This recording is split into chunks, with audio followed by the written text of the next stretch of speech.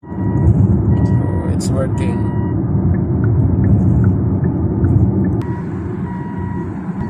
So it's working. And the pass, it's working.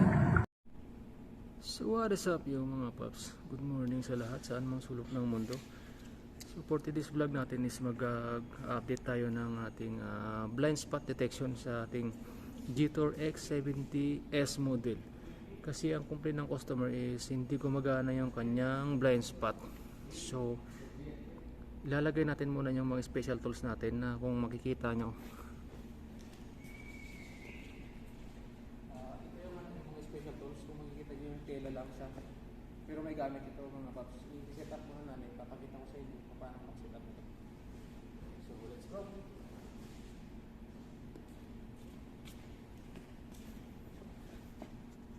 Taglin, ikakabit na namin yung mga tela muna.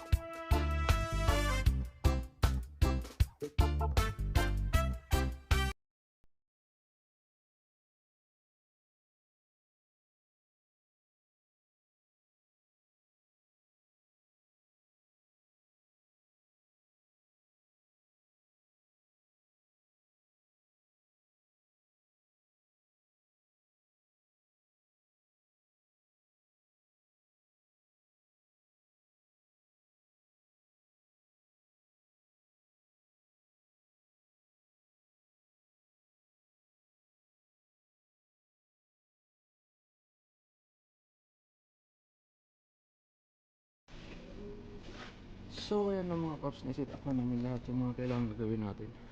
So makikita nyo, yan na siya ngayon. Side, yung harap.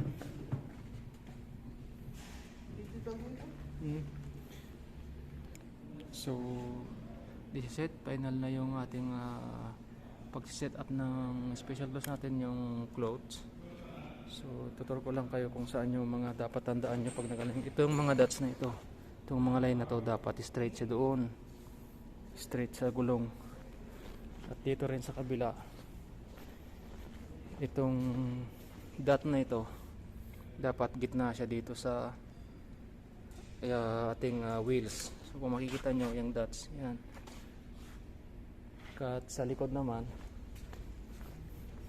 ito rin siya.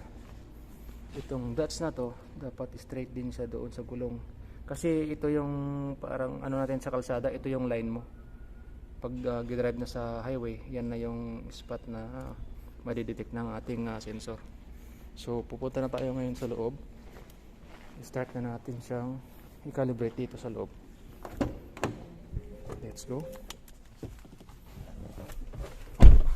So switch on na natin. Switch on natin yung ating radyo. Kailangan na. So andito na natin sa ating radio screen, makikita nyo. So i-click nyo lang ito,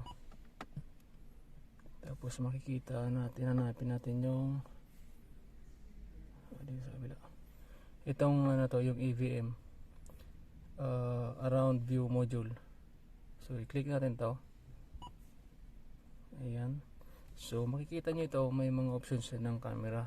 So andito yung ilulong press natin tong sasakyan na to. Long press natin ng matagal hanggang lalabas yung auto calibrate. So kung makikita nyo siya ngayon, lumabas na yung auto calibrate. Malabo yan. So i-click natin to, auto calibrate. Ayan. So kung makikita nyo, calibrating, wait a moment, wait for 15 seconds.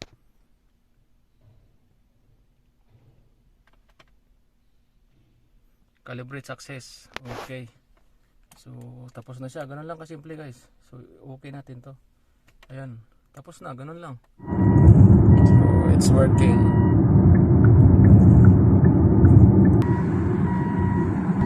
So it's working.